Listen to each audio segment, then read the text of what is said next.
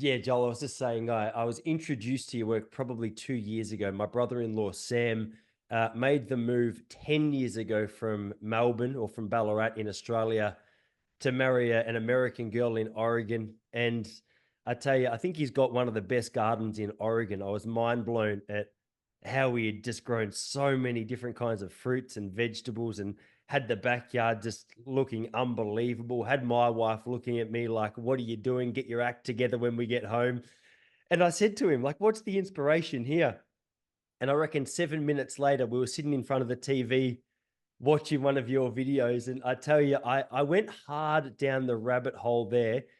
And the reason for that was in my old place, I had a really good backyard and I came home, started putting things in place. And I mean, I would have been proud to show you a couple of photos.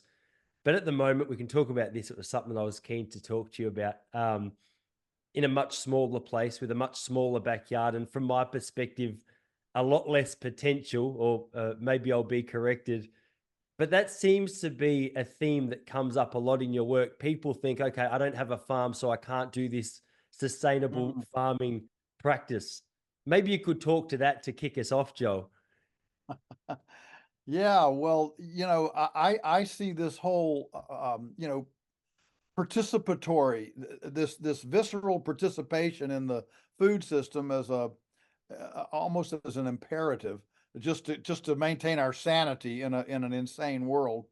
And I mean, I feel like our world is heading down to a Star Trek TikTok of some sort.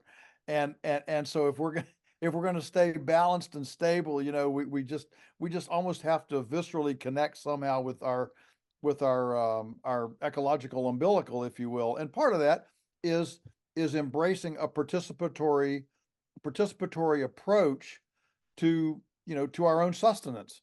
And that can be something as simple as a 1 liter jar. I've got to say liter. I'm speaking in Australia, but instead of a quart jar, but a 1 liter jar on the windowsill sprouting mung beans.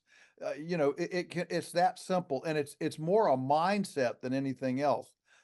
What can I do with what I've got where I am? And obviously, different. I mean, if you live in a condominium in Melbourne, you're not going to have a cow, you're not going to have a pig, you're probably not going to have a goat or a sheep, but you can sprout mung beans on the windowsill. You can maybe hang these little pipes, these little PVC pipes on your porch that have pockets in them. You can pack it with compost and grow fresh herbs, on your patio. You can have a beehive on your roof. You can have a vermicomposting little 12, I don't know what centimeters, but anyway, 12 inches by 12 inches under your sink. You can, in my book, Polyface Micro, I actually have a chapter on having rabbits and chickens in a Manhattan apartment where you could have 3 or 4 chickens in a footprint no bigger than a easy, a TV chair, an easy boy layback chair. So these things are very possible, and mainly it's just to the biggest hurdle, I think, is, well, our own ignorance, and we're always fearful of what we're ignorant of, but two is the kind of social the social uh, prejudice or bias against against farming, against producing something like that's done by those people, those people that aren't very smart. They're not white, and we've got that mentality. And I suggest that that growing food is one of the most um, um, self it's way more self-indulgent than fashion, because it's working on our inside, not the outside. And so I think there's a real a status, if you will, of knowing I can grow a tomato, I can grow a chicken, I can have a chicken and have my own eggs that I produce. There's a certain, I think there's a tremendous status and mystique to such a thing. Yeah, it's funny. It's funny hearing you describe it as almost selfish because it's it's working on the inside, not the outside. Maybe that's the foundation for the rest of the conversation because so much of what we spend our time and effort on is the exact opposite to that, isn't it? We're spending so much time on the outside that, to steal your words, perhaps too many of us look at someone who's operating a farm as though they've left something behind or missing opportunity. And it's crazy to me that it could ever be considered something that's considered not smart. I mean, you only have to watch a couple of your videos, and I'm currently listening to your book about sustainable. One of the books, I'm trying to think about what the name is. What is it, folks? It doesn't have to be this way. Oh, folks, but folks, this ain't normal. Yeah, Folks, this ain't normal. There you go.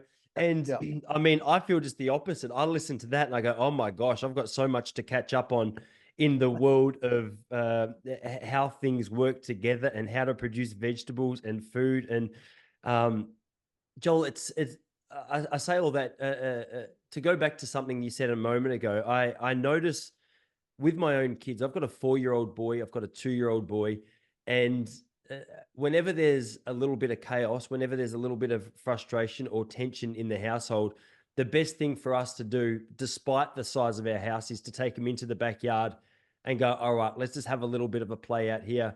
And it's really wild to see that there's been such a disconnect for so many kids for so long from what is the most natural and almost life-giving thing to them. I mean, it seems to be a fairly accepted idea that kids are better behaved when they're outside.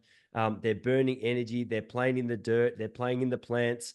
I know that's true for me, but it seems as though, like one thing, when we look at everything that it is that you're talking about, one thing that seems to stand out is that we're losing touch with that which really does bring a whole heap of life, regardless of the age. And that's something that I notice you circle back to quite a lot, whether it's the health of the food, whether it's the quality of the land, whether it's the joy of the kids or the people taking part in it.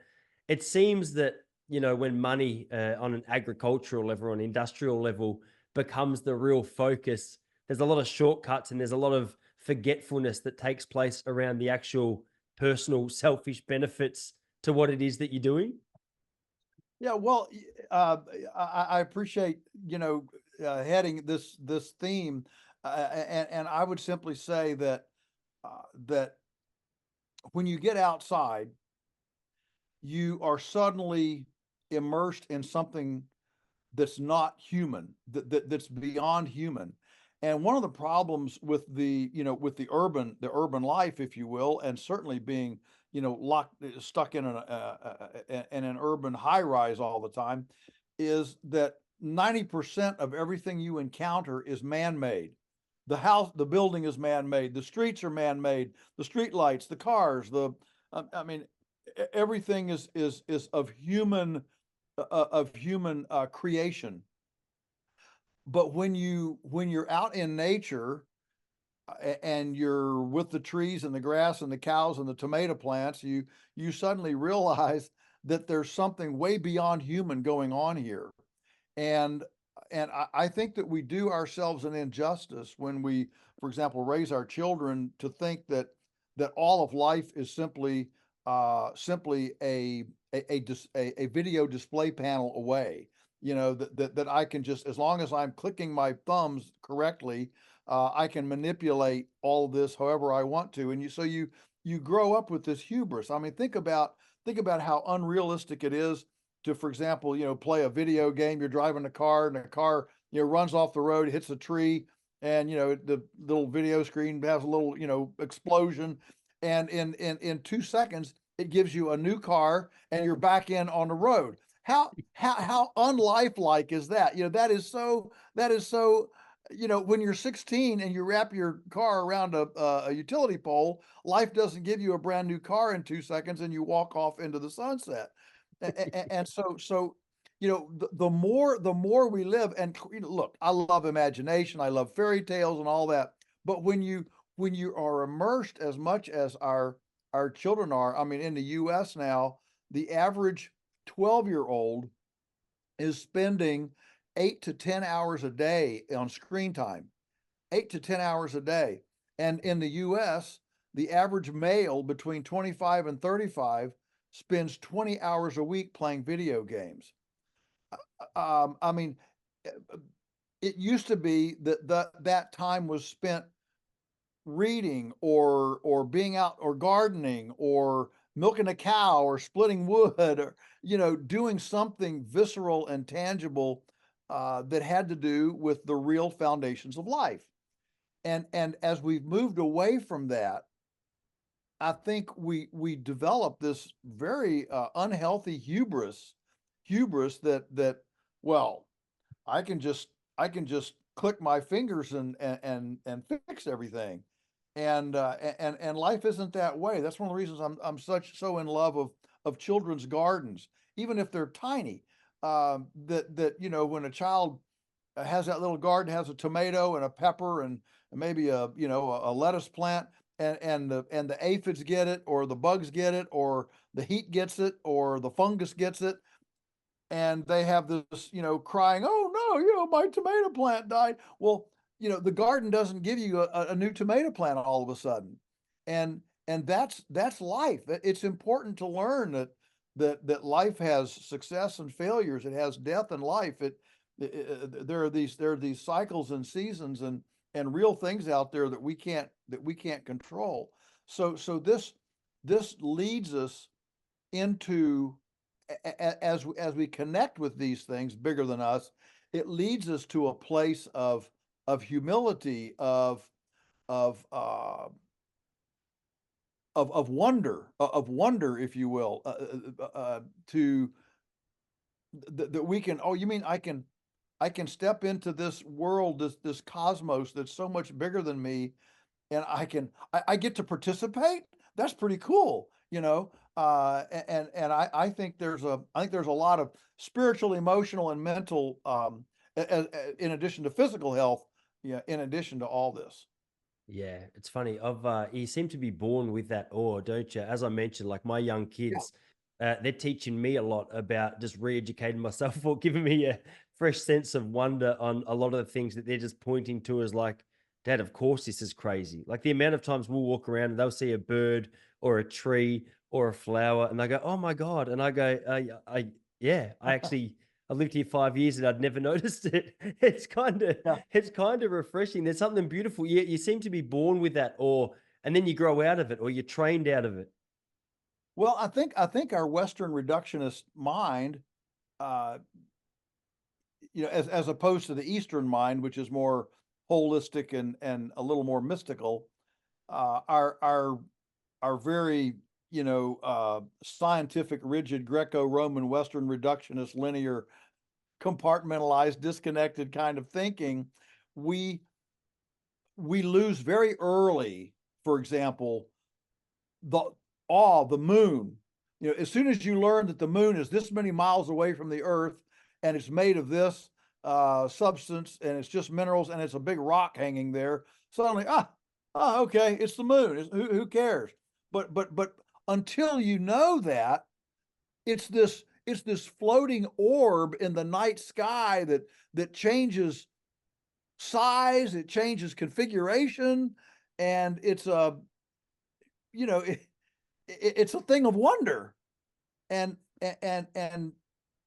I think it's unfortunate when we lose. I don't think it's wrong to know that the moon is so many miles away from the Earth and it rotates and all this stuff. I'm not saying that's wrong, but I'm saying that as adults with especially in a techno-sophisticated culture like we are in a Western culture, we actually have to work. We have to work at maintaining the wonder of a tomato plant, the wonder of a kiwi, the wonder of a potato. These are things of a grapevine. These are things of wonder. Why did it grow a branch there? And I just think you have to appreciate that wonder. I'll give you a couple little examples to show you how sentient all this is. For example, we have a lot of maple trees here, sugar maples. So we tap maple trees for maple syrup. And a maple tree, so in the spring, the sap starts coming up. You tap it, and it comes into a bucket.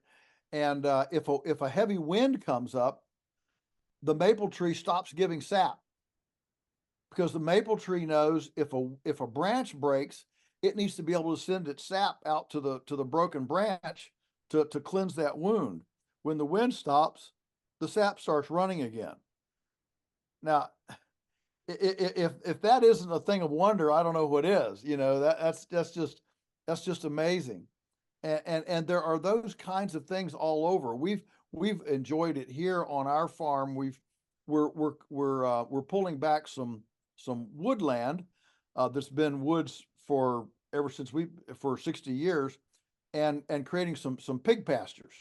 So we cut not all the trees, but some of them down enough to get some sun in there, so we can get pasture under the trees. It's called silvopasture. It's widely, kind of like a park-like. It's widely spaced trees with grass underneath, and we've never planted any grass seed, and yet these things just come right up in grass seed, and the grass seed, even some of our experts in the area, forage experts, they've never seen this grass before. It's going back to pre-European grasses that was here, with the Native American, the bison, and the elk, and those seeds have been in the seed bank waiting for us and the pigs and the disturbance and daylight. They've been waiting for 400 years, 500 years for their habitat to change, and then they make a decision. Oh, okay, we can come out now. It's time to germinate. I mean, think about that. That's on a scale that we can't even conceive. That is wild to think about, isn't it? Like that, the potential of a seed to produce life like that is sort of maintained for such a crazy long period of time. But like when it comes to industrial farming, a lot of the time something like that would just be seen as a nuisance, as something that we have to get rid of rather than work with. Sure. And so like it's just never given that opportunity to flourish.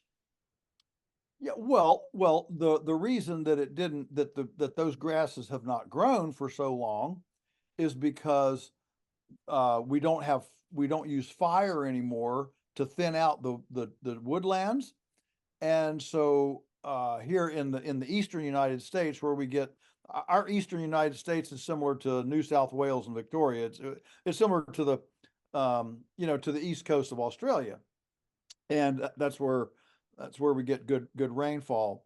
And it does go farther inland than it does in Australia. It goes clear to the Mississippi, but anyway, that's our band. And here, these dense oak, we have these very oak, poplar, hickory forests. And if you don't thin, they become so thick that nothing grows underneath. It's just a tree and leaf litter underneath.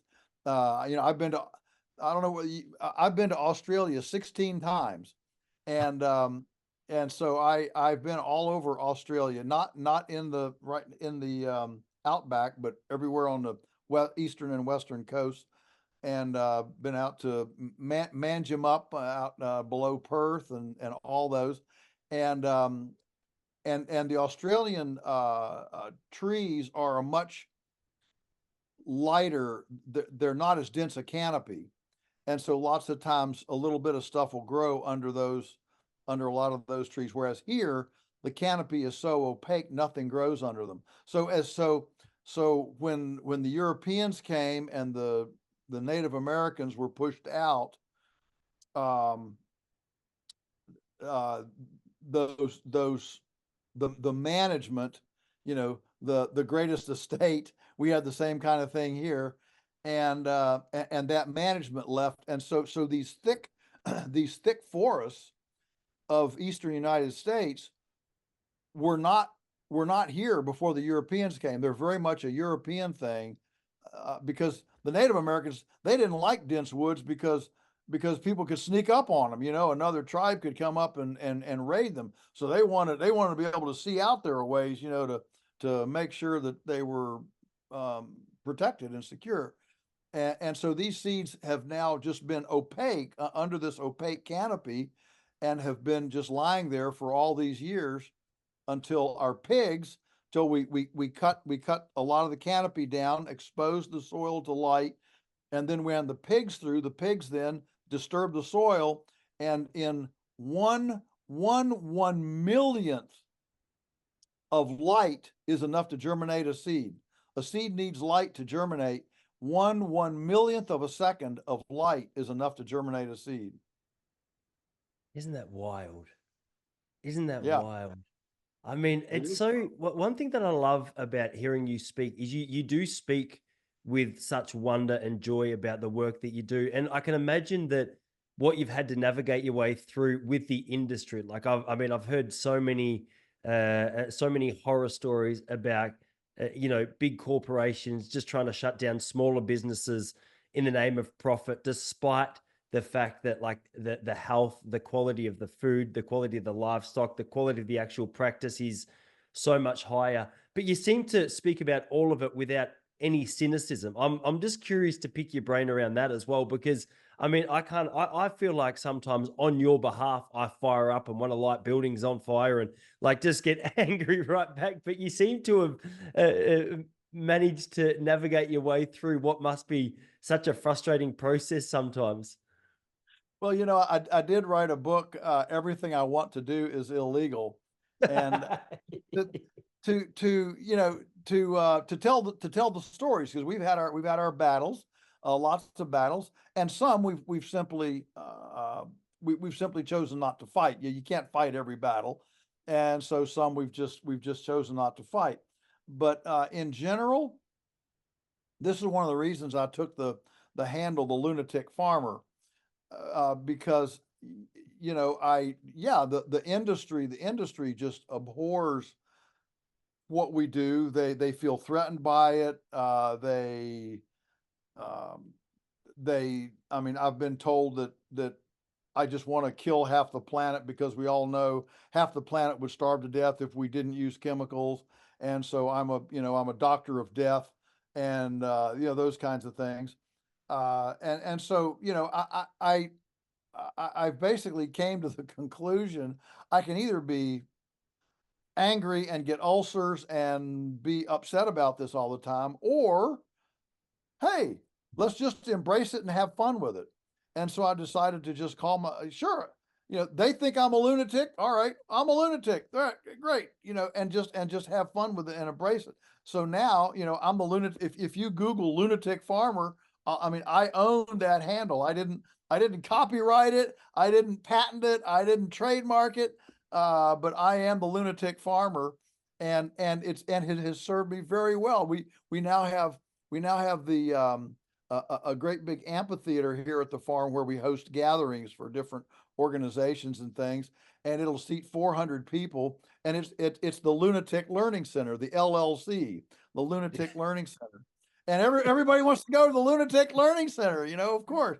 And so let's just embrace it. Look, we're already unorthodox. We're already questioning the conventional narrative. Let's have fun with it and not be frustrated about it. So good. Yeah, I mean, I've never seen more clearly as I have here in Australia the last couple of years. Thank God we've moved on, but during the COVID period here in Oh, Australia, which was incredibly embarrassing, I mean, the amount of name calling that was thrown out just to eliminate any honest discussion was quite wild. Like if you didn't want to have a conversation and genuinely address someone's concerns, you just call them an anti-vaxxer, make them look like a nut job, and then just move on with your business. And I mean, it worked for a lot of people. It was wild to see a lot of people sort of crumble to the name yes. calling. But I mean, that idea of leaning into it is incredibly powerful. It's weird as well. Like I love the idea of leaning into it. I love the idea of tapping into it. But there's no chance that anyone who is being honest when they're calling you a doctor of death or whatever. That's purely an opportunity just to taint your reputation for people who haven't taken the steps to actually listen to you firsthand. Yeah, no, I don't think so. I think that the folks who the industrial food system, they really believe. I don't think they're playing games. They really believe that people like me pose a threat to humanity because we're not um, we're not keeping up with the technology. And of course, now we see this with artificial intelligence, and the new buzzword is, precision farming. And there's a move along to try to get every square foot of farmland under the purview of a monitoring network. Um, and and so, no, I think they're serious. I mean, I'll give you a story. I was at a hearing in our state capitol in Richmond, Virginia, on a cottage food law. In other words, um, letting letting folks use their home kitchens to produce some food for neighbors, who wanted to just come over and buy food. And our head of the uh, agriculture service came up to me during a break in the hearing. He was a very nice guy.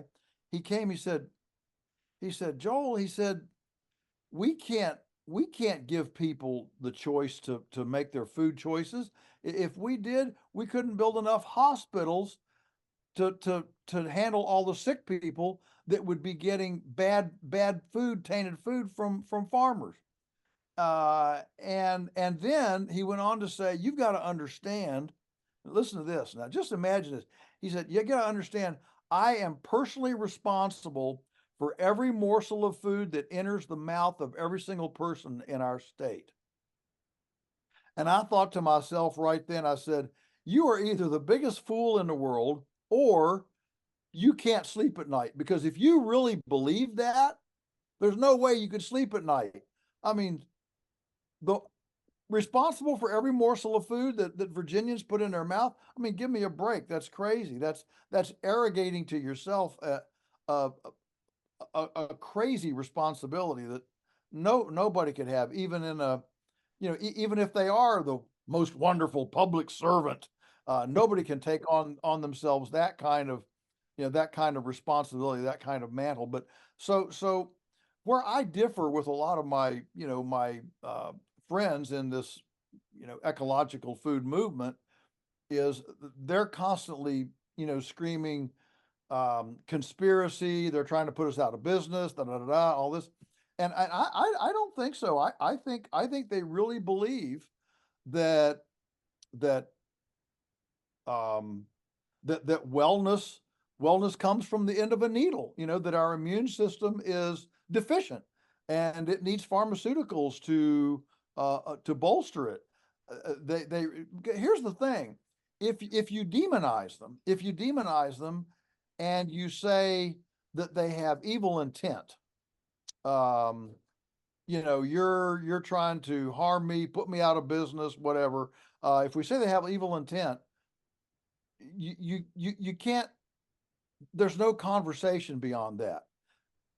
If I tell you you have evil intent, well, where do you go from there? Well, no, I don't have evil intent. Oh, yes, you do. I mean, you can't discuss it. But if we both assume, like I do, that these folks have good intent.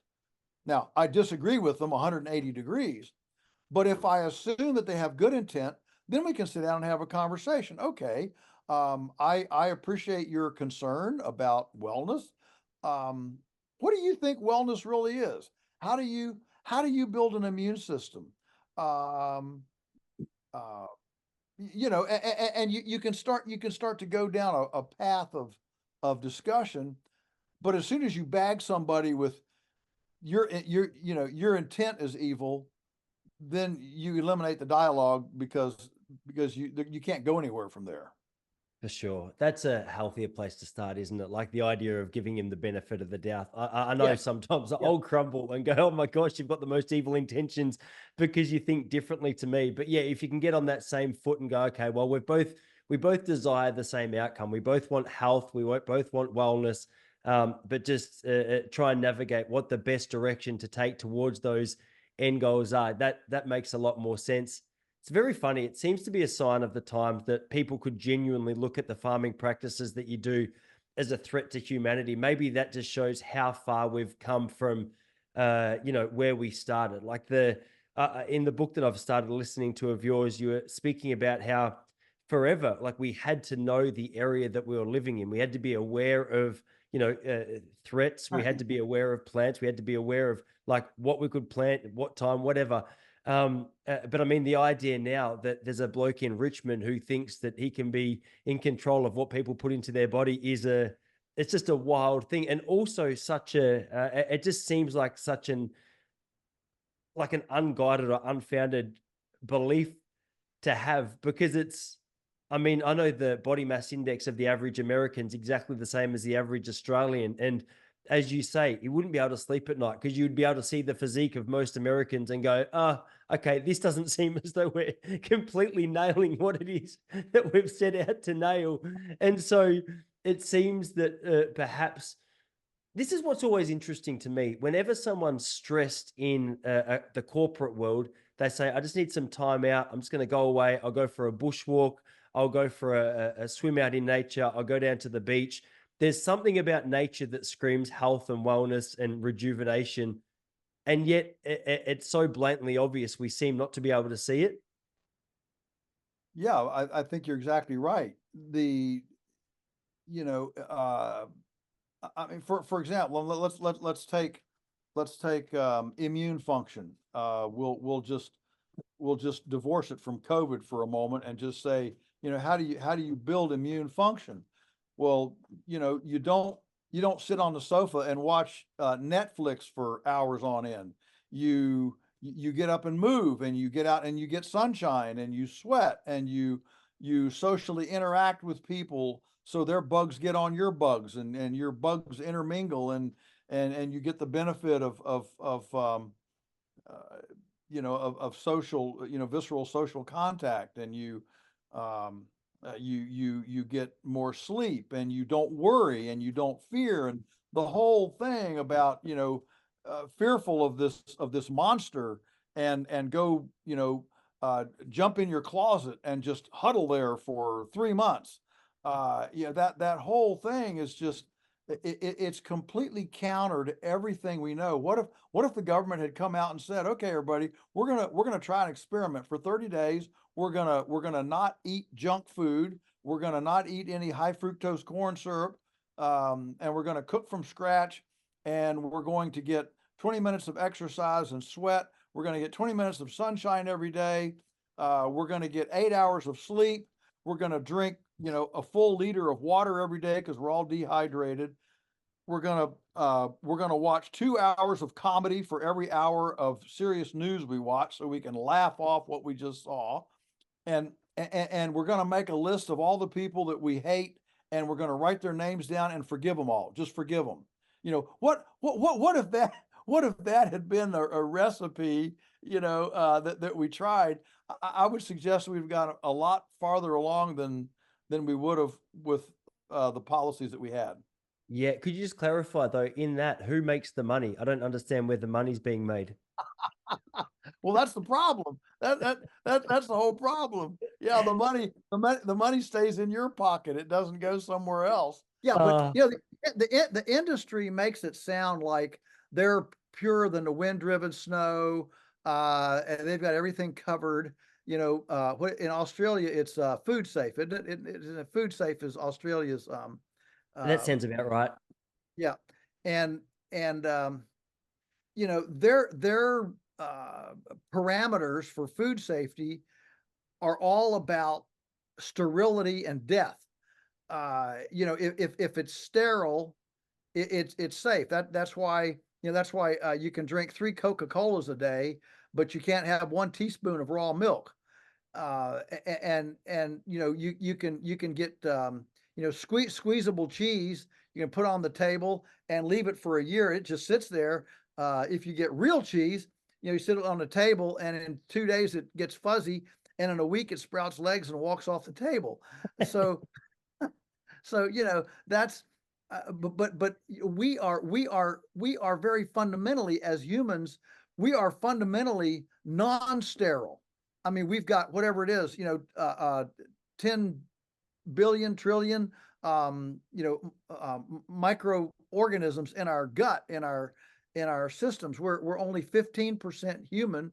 We're 85% non-human, and so we are decidedly non-sterile. And but sterility is the new, nuke it with chlorine, nuke it with, irradiation, whatever, and then it's fine. But let me tell you something. If it won't rot and decompose, it probably won't digest. Food is fundamentally living. It's fundamentally life, and of course, a lot of food we kill before we eat, whether it's cooking the carrot or cooking the chicken. But if it didn't live at some time, it probably won't nourish us, because life comes from that cycle of life, death, decomposition, regeneration, life, death, decomposition, regeneration. That's beautifully illustrated in a compost pile and things like that in our own gut. And so the mechanistic view toward life that the industry demonstrates is profoundly unliving. It is profoundly unliving in its philosophy. Yeah, it seems to be a theme, and correct me if I'm wrong, but it seems as though this has only become a real big phenomenon over maybe the last 70 or 80 or maximum of 100 years. Like, I can't imagine rewinding the clock back to the late 1800s and seeing any of this being a problem. Like, surely the idea of raw milk would have been a family staple. The idea of fresh cheese would have been a family staple. But the idea of hand sanitizer and Coca-Cola were not yet conceived. And it's wild to me how quickly we gain confidence in our own structures that for all of human history has never really been considered. Well, yeah, and that's why I wrote the book, folks. This ain't normal, because we view all this as being normal, but we have very short memory spans. It wasn't very long ago that we didn't even have supermarkets. If you didn't grow it, you couldn't eat it, or you needed a friend that knew how to grow it. I mean, in Australia, I think they say that the Aborigines ate 1,000 different kinds of plants and critters and bugs and things, and today the average person only consumes something like 40 different varieties of anything. That's how undiversified our microbiome is now, compared to our not all that far back history. And somebody will argue, yeah, but look at our life expectancy.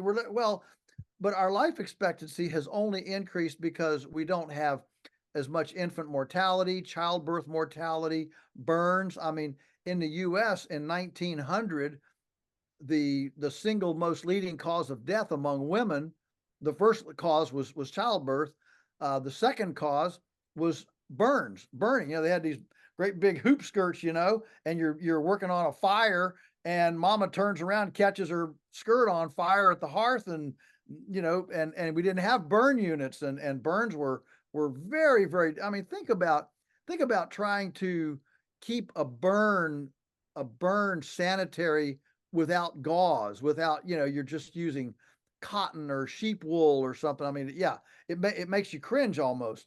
So our life expectancy today, actually, in 1950 worldwide, in 1950, 43% of all children never saw their 5th birthday.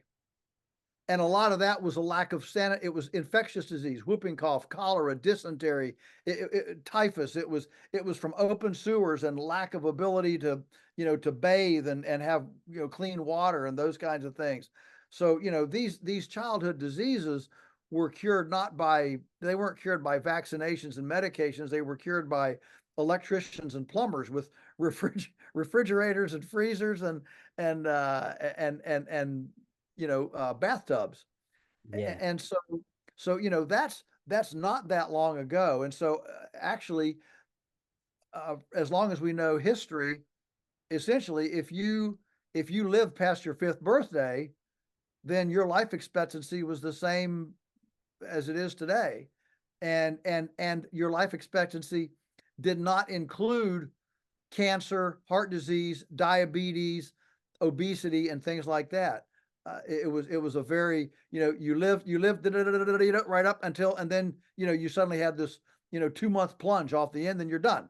And that's kind of the way that that societies uh, did before modern medicine was able to kind of you know uh, uh, kill slow death by the piece, and that's kind of where we've come to today.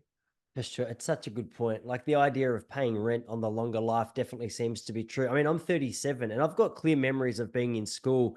And even in the mid 90s, I honestly don't think I can name one kid at my school who had any form of allergy, who had any form of uh, yeah, probably allergy is the best description. But I mean, at the moment, I used to be a school teacher, and I mean, the seriousness with which they take allergies and the amount Oh, of yeah. allergens that are out there and kids are susceptible to here in Australia, I'm sure it's the same in America, is absolutely mind blowing. And I'm sure, I mean, a number of what you just mentioned could have something to do with the massive increase in vaccinations, the massive reduction in the quality of food, the maybe Mhm. like the lack of exposure to certain foods. I'm not 100% sure what it is, but even when I take my boy, he goes to kinder 2 days a week here for a couple of hours. And when I go there, there's big signs on the wall, just letting you know that it's really important you don't have these foods in your lunchbox because certain kids can't handle it. And I mean, even that seems wild, but I've always get confused, Joel. I'm not sure whether it's because we're not exposed to it or whether there's something in our systems now which just refuses to accept it, or is it like certain pesticides and certain sprays that are being used on our food that we're actually having a reaction to rather than the foods itself? Maybe all of the above. Yeah, well, yeah, I think it is all the above. My quick layman's response to that is simply that when you disrespect food, when you disrespect life, if you will, as profoundly as we do. In other words, look, when I say disrespect food, look, we're not asking how to grow a more nutritious tomato. We're asking how to grow a tomato that's shippable. Our selection of cultivars has nothing to do with nutrition or taste even. It has to do with how many miles can this thing bounce around in the back of a truck without turning to mush? And what kind of a tomato do you get when you breed for that? Well, you get cardboard tomatoes that don't taste good. And then kids don't like the tomatoes. And you wonder, why don't you like your tomatoes? Well, because they taste like cardboard. And so, that's where we've come. The same thing is true with essentially everything. Nobody's asking how to make a happy pig. It's how do we grow them faster, fatter, bigger, cheaper. There's no interest in better nutritional quality or more balance or anything like that. And so what's happened is we have so disrespected life in this respect that when we abuse life from that respect, nature bats last. Nature has its own balance sheet. And I would suggest that everything from, food allergy to Listeria, Campylobacter, Listeria, uh, um, all of these things, these are that are now in everybody's lexicon that didn't exist 40 years ago in the lexicon. All of these things are essentially nature on her knees begging us enough, asking enough. You look, you've abused me enough, but instead of backing off and saying, okay, let's make happy cows and happy chickens and happy tomatoes and happy. Instead of doing that, we in the U.S. we're funding research to try to figure out the porcine stress gene, so we can pull the stress gene out of the DNA and we can abuse pigs more, but at least they won't be stressed about it. And I would suggest that a mindset that has that as an objective is not far from a mindset that is equally disrespectful for the Toms, the Susans, the Peters and the Marys of a culture. It's how we respect and honor the least of these that creates an ethical framework on which we respect and honor people, the greatest of these. For sure. And so if we're going to have that kind of ethical, moral uh, um, abuse, then it's going to bleed over into, into society. Yeah, don't you think it's so funny? I can't help but think the person trying to remove the stress gene for that pig is just a frustrated vegan who really wants to go back to bacon but can't justify it because of the cruelty to the animal. What a wild setup. That Hey, could be Joe, for uh, sure, for sure.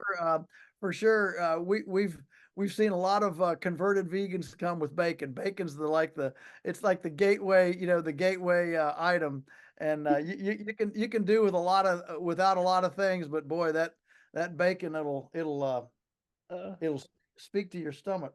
oh, it's so true. Yeah, there's a pastor that I listen to from time to time. He says it's terrible for the body, but great for the soul. Yeah, well, I'm not sure bacon. Good bacon is great. A lot of people, became centenarians eating bacon. So I'm not.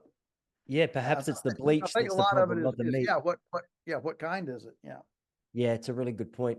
Joe, I would love to know, like, I'm sure there's people who have come out of big industry and have come and learned from what it is that you're doing. Like to see the difference in practice that you've got out there at Polyface must just be so eye-opening to maybe even people who have just not been out to a farm before. Like, are there some common things that people comment on when they come out and see what it is that you're doing that sort of catches them off guard or by surprise, or they didn't know was possible, or all of the above?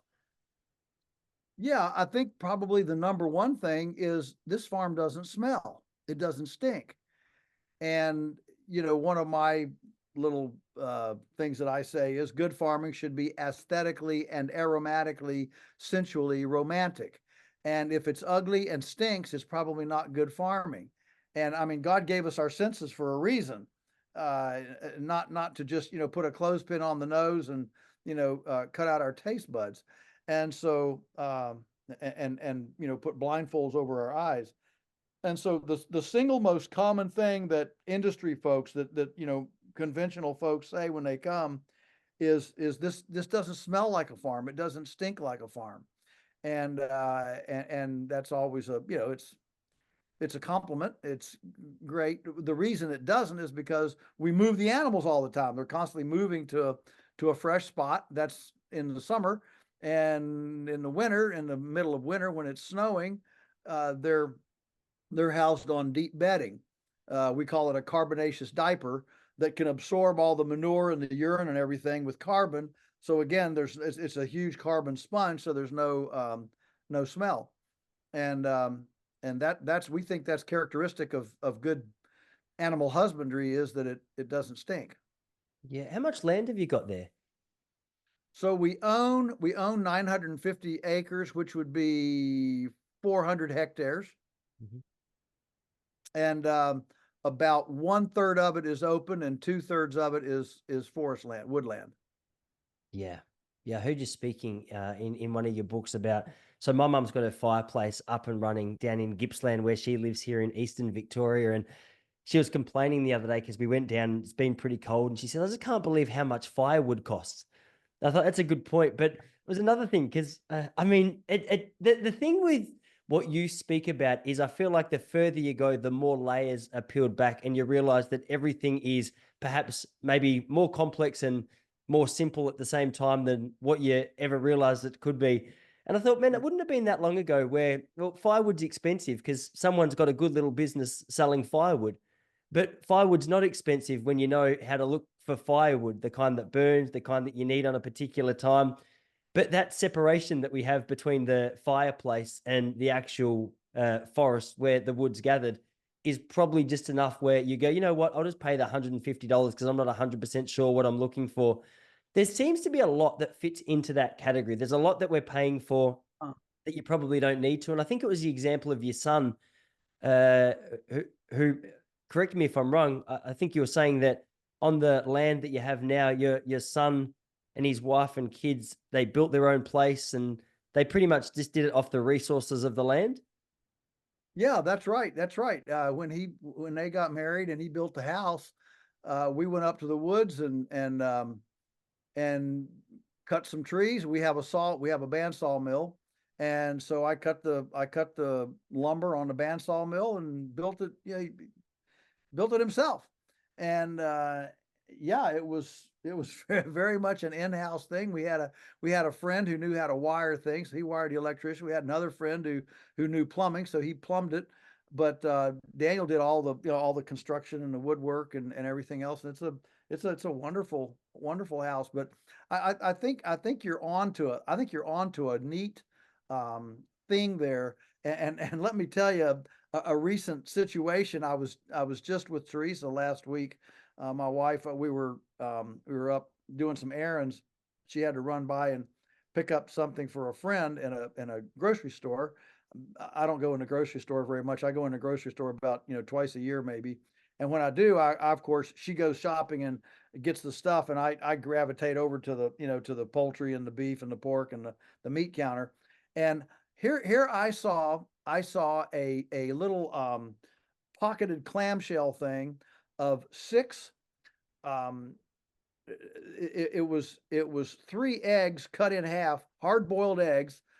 So six halves in this little pocketed clamshell, um, hard boiled, cut in half for $8. That's $32 a dozen. And yes, that's US dollars, not Australian dollars. But I'm sitting there, I'm looking at that. I was just mesmerized. Three eggs for $8, hard boiled. How hard is it to cook a dozen eggs, hard boil them, and peel them? And I was just struck. And what you just said, spoke to that we have become so ignorant about some of these most whatever elementary facets of life, that we don't know how to use a screwdriver. We don't know how to boil eggs. We don't know how to peel eggs. We don't know. And so what happens is people end up spending way more than necessary. For example, right now you can buy a whole pastured, GMO free, vaccine, medication free chicken from us for less per pound than a boneless, skinless breast at Walmart, or in Australia it would be Woolies or Coles. And and if my memory serves me right, I can't wait to get back to Australia. I was scheduled to go there in 2020. I had six international trips scheduled, to do seminars and stuff in 2020, and of course all of them were canceled. And they're gradually coming back. I'm doing some now, but boy, it's slow coming back. But anyway, when I tell people, if you want to save money buying food, build up your pantry, get a freezer, buy bulk, buy unprocessed. And because processed food is expensive, it's to get microwavable, heat and eat, ready to go stuff is very expensive. But people, convenience rules the day, it seems like, and people are willing to do just about anything for convenience. Yeah, man. Firstly, I'm impressed. I think you're the first person from the States I've ever spoken to who had an awareness of Coles or Woolies. So, hey, bonus points to you.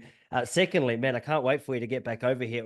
I've only just started to tell people with pride that I'm Australian again after how we responded in 2020. And the third thing, one thing you just mentioned, which I've got not a super close friend, but sort of a friend of a friend who runs a cattle farm down here and also doesn't vaccinate any of his animals. And he was talking about the controversy that comes with that decision, because you've been told forever that you want to fight off disease and illness. Then, okay, well, as we touched on earlier, this vaccine's your ticket to do that. But when you were speaking earlier about big industry coming at you and having a go and, looking at what you're doing with criticism, I genuinely was trying to rack my brain as to what it might have been that they could have a problem with. And that would be something, I'm sure, for whatever reason, and due to a whole lot of well donated or well structured marketing and campaign money from vaccine companies, that'd be something that a lot of people, I'm sure, would have a huge issue with. Like, how do you respond to the criticism around that one? Because I've heard from plenty of people that you don't need to vaccinate animals to have incredibly healthy animals. In fact, quite the opposite seems to be true in a lot of cases. So it's just something that I think could be news to a lot of people, and something I find interesting. Yeah, so so our basic philosophy is that nature is fundamentally well, and if it's sick, we probably made it sick by something. Our improper diet, improper management, improper hygiene. There's a million things that you can do to derail the immune system. So when in animal husbandry, the way to determine if an animal is healthy or not. Oh, let me back up. Let's say I was picking a team to run a race, and and you're a captain of one team, I'm a captain of another, and everybody that's going to run the race is standing there on crutches. Well, I'm going to go out and kick out the crutches, and the ones who stand, those are the ones I'm going to pick for my team. How do I know who can stand on their own unless I kick out the crutches? And so when it comes to animal husbandry and genetic selection and immune function, how do I know who is healthy and not if I give everybody if everybody's wearing a crutch? And so I view vaccines from that perspective. If everything gets vaccinated, there are lots of animals that would never need a vaccine, that have a great immune system, it's functional, it's flourishing. They would never get sick from anything. How do I know who those are unless I knock out the crutches? Now, it sounds harsh. But hey, wolves are harsh. Dingoes are harsh. Nature is harsh in many ways. And this is the big problem right now with avian influenza. And I know Australia is having issues, regarding the avian influenza stuff. And the official policy is if one bird in a house of 20,000 chickens has avian influenza, you immediately kill all the 20,000 birds in that house. That's the official policy. It's the same there. It's the same here. My thing is, every single one of these houses, and of course, I don't believe in the houses anyway, but without regard to that, every one of these houses, there are always survivors, always. Even in the worst outbreak, not all of them get sick. We actually had a flock of turkeys one time, and turkeys are terribly susceptible to respiratory issues. And these were young turkeys. We had to get them out of the brooder because we had chicks coming in. So it was cold and wet. I took them out to the barn. They got chilled. There were 300 turkeys. 299 got pneumonia and died. One didn't. Now, it seems ridiculously reasonable, sensible to say, man, there's a super turkey. 299 brothers and sisters died from pneumonia. That turkey made it. We need to breed that turkey. Let's find some, let's breed that turkey. And so again, common sense would dictate that in these factory houses where they have 100 survivors or 1,000 survivors, we'll take those survivors, breed those. Let's get their genetics. And in no time, we'd have good, healthy, robust immune systems. But no, what do? We exterminate the healthy with the sick, exterminate them all, and look to some sorts of mRNA or some concoction to solve the problem. And that puts us on a merry-go-round, because when you start down the medication path, then you create superbugs. Then you create adaptability within the disease, and you create a mutated, stronger disease. If you don't do the pharmaceuticals, and you just let the ones die that are going to die, and then you breed the ones that are surviving, soon you're going to get the A team. And isn't that what we're after? We're after an A team. For sure. I mean, that's one thing that the horse racing industry knows very well. You find the best horse and you find a breeding partner, and hey, best of luck Yes. with the genes, and hopefully you train it well. It is interesting. What's the objection to something like that? Oh, the objection is that that if you don't exterminate, it'll spread faster and more chickens will die. Another one is, of course, that it's cumbersome. But there's not a real sensible answer. It's simply um, it's easier just to kill everything and hopefully get some sort of mRNA jab, or a program a pharmaceutical that'll deal with it. But mainly it's the fear that, well, if we don't exterminate, it's going to spread more. Mm. Well, I'm not sure that that's the case, and B, even if it is, well, maybe it's better to have some short-term shock and long-term real solution, a real cure, than it is to get on this pharmaceutical treadmill that once you're on it, you can never get off of it. Yeah. Yeah. It's interesting. How's your relationship with the local government there? I'm sure over this many years there's some kind of familiarity between the two of you, which has seen a few highs and lows throughout the relationship. Yeah, yeah. Well, I'm kind of known as the junkyard dog, and so, we've certainly had our skirmishes and our battles, but, it's interesting, the economic development folks, the folks that want to increase tourism and economic activity, they love us. They love us. I mean, I've actually worked with them on economic analysis and impact, to do presentations for the Chamber of Commerce and stuff to show what a Polyface farm does as an economic impact in a community. And because we value add everything. I mean, we support 22 salaries here, and so folks are coming out to the country for their day of work instead of driving into town. It's like the reverse. It's the reverse commute, and so we think that's a really positive thing, and it populates the countryside. It gets money out of the city into the country. There's a lot of positive things, elements to it. The people that don't like us are primarily the conventional agriculture community, who, I mean, they actually think that our unvaccinated chickens are going to get sick and make their